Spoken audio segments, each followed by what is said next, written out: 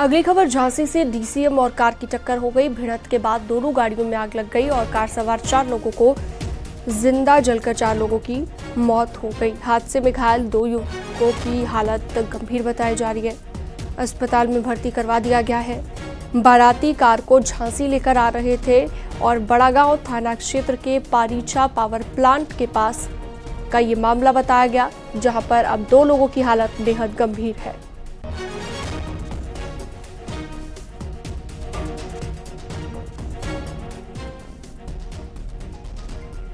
तो डीसीएम और कार के बीच जबरदस्त टक्कर हुई। कार में सवार 4 लोग जिंदा जल गए। अश्विनी मिश्रा फोन लाइन पर जुड़ गए हैं ज्यादा जानकारी के साथ। अश्विनी, कैसे हादसा हुआ, क्या जानकारी, अभी क्या लेटेस्ट अपडेट?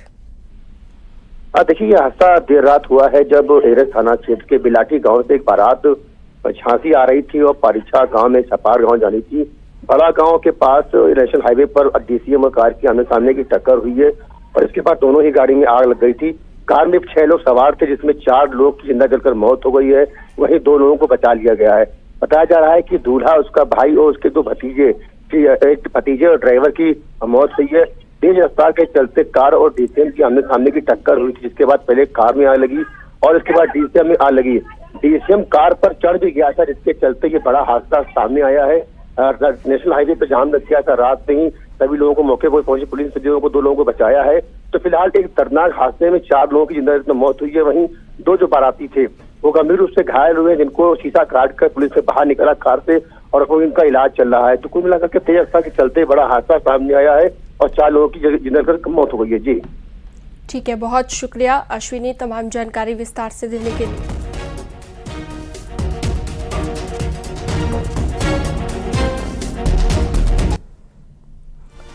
और खबर गोंडा से है, जहां पर भीषण सड़क हादसे में 3 लोगों की मौके पर ही मौत हो गई। 7 लोग घायल हो गए। अयोध्या से वापस आते वक्त वजीरगंज थाना क्षेत्र में यह हादसा हुआ।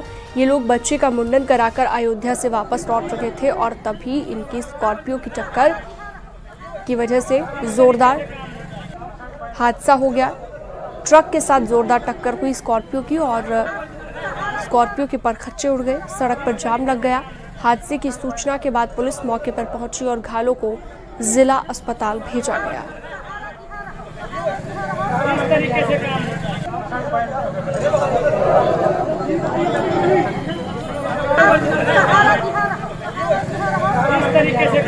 तो 3 लोगों की मौके पर मौत हो गई है। 7 लोग घायल बताए जा रहे हैं।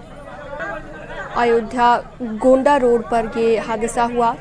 मुंडन कराकर परिवार वापस लौट रहा था, लेकिन गाड़ी की ट्रक के साथ जोरदार टक्कर हो गई और ये बड़ा हादसा सामने आया। तो परिवार में मातम पसर गया। परिवार के 3 लोगों की मौके पर ही मौत हो गई। 7 लोग घायल बताए जा रहे हैं, जिन्हें जिला अस्पताल में भर्ती करा दिया गया है।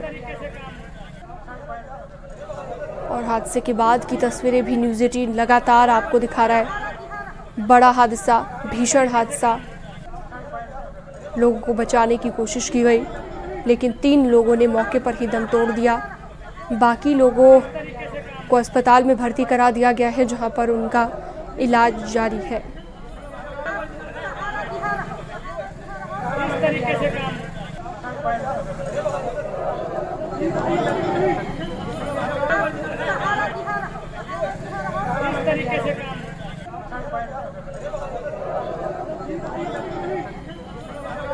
तो 7 लोग घायल हैं, जिला अस्पताल में भर्ती हैं। कई बार ऐसा होता है कि तेज रफ्तार हादसे की वजह बनते हैं और एक बार फिर से यहाँ पर ये हादसा हुआ। इस तरह के हादसों से सबक लेने की ज़रूरत होती है, लेकिन बार बार तेज रफ्तार में गाड़ी चलाई जाती है। केंद्रीय गृह मंत्री अमित शाह आज वाराणसी के दौरे पर पहुंचेंगे। पीएम मोदी के नामांकन और रोड शो की तैयारियों को देखेंगे, साथ ही पार्टी की बैठक लेंगे। आपको बता दें, पीएम मोदी का 13 तारीख को वाराणसी में रोड शो होना है और 14 मई को प्रधानमंत्री नरेंद्र मोदी नामांकन दाखिल करेंगे। लिहाजा पीएम मोदी के इन प्रोग्राम्स के तहत आज अमित शाह तमाम तैयारियों का जायजा लेने के लिए काशी पहुंच रहे हैं।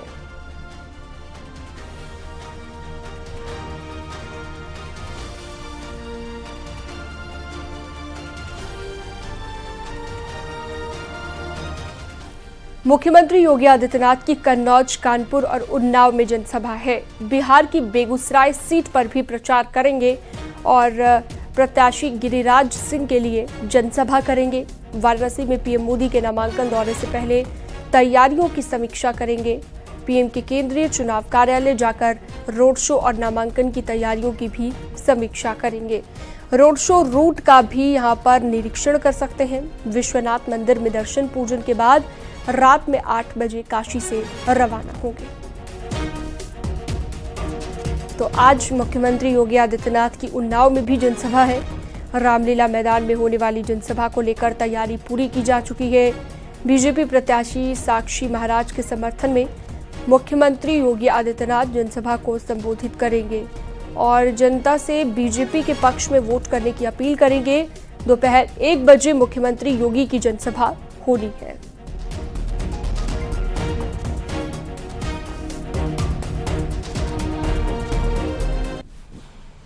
चौथे चरण के चुनाव प्रचार के आखिरी दिन अखिलेश यादव का व्यापक रोड शो का कार्यक्रम है। सुबह 11 बजे से अखिलेश का कार्यक्रम शुरू हो जाएगा। विधुना चौराहे से जनसंपर्क कार्यक्रम शुरू होगा और कन्नौज की जनता से प्रचार के आखिरी दिन अपने पक्ष में वोट करने की अपील करते हुए नजर आएंगे। तो आज आखिरी दिन है चौथे चरण के लिए चुनाव प्रचार का और ताबड़तोड़ तरीके से आज अखिलेश यादव चुनाव प्रचार करते दिखाई देंगे।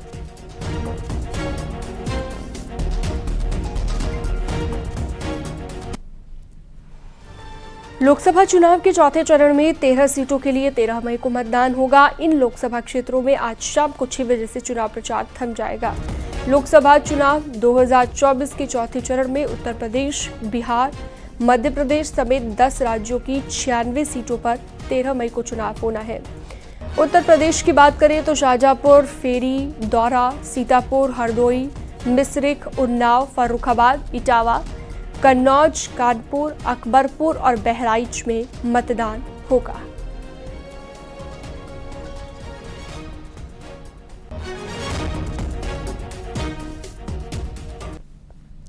उत्तर प्रदेश में अब तक 26 सीटों पर चुनाव हो चुके हैं। बाकी की 54 सीटों के लिए बीजेपी विशेष प्लान के साथ मैदान में है। पार्टी के अध्यक्ष जेपी नड्डा ने कार्यकर्ताओं को निर्देश देते हुए कहा है कि बाकी बची सीटों पर टीम तैयार कर वोटर्स को जोड़ने की कोशिश करें।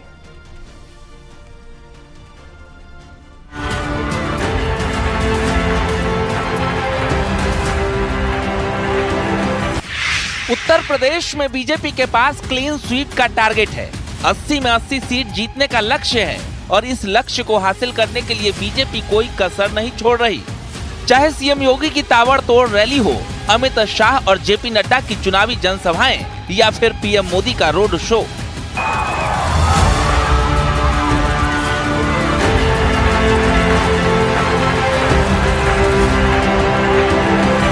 अब तक के 3 चरणों में उत्तर प्रदेश की 80 में से 26 सीटों पर चुनाव हो चुका है। बाकी 54 लोकसभा सीटों पर चुनाव बाकी है। ऐसे में माना जा रहा है कि बीजेपी अब अपने गढ़ में एंटर कर चुकी है, क्योंकि अगर बात चौथे चरण की 13 सीटों की करें तो 2019 में एसपी और बीएसपी साथ चुनाव लड़ी। इन 13 सीटों पर विपक्ष का खाता भी नहीं खुला, लेकिन बीजेपी की 13 में 13 सीटों पर जीत हुई। आंकड़े बता रहे हैं कैसे 2019 में बीजेपी चौथे चरण में जीत पर परचम लहरा चुकी है और कुछ ऐसी ही उम्मीद इस बार भी है, जिसके लिए खुद सीएम योगी मोर्चा संभाल चुके हैं। अब तो ये चुनाव पूरी तरह तीसरे चरण आते आते वहां तक पहुंच चुका है जब विपक्ष ने अपनी हार मान ली है।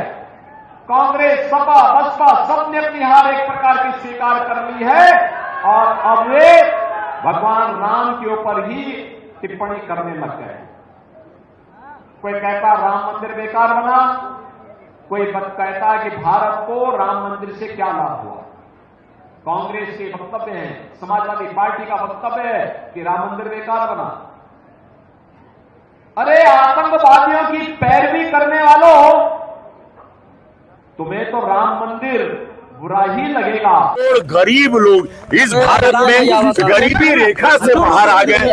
आज गोरखपुर की देवतुल जनता का आशीर्वाद है, पूज्य महाराज जी मोदी जी का आशीर्वाद है कि मंदिर की सीट दोबारा मंदिर में इस नामांकन के बाद ऐतिहासिक प्रचंड वोटों के साथ जा रही है। पिछली बार के सभी रिकॉर्ड टूटने वाले हैं।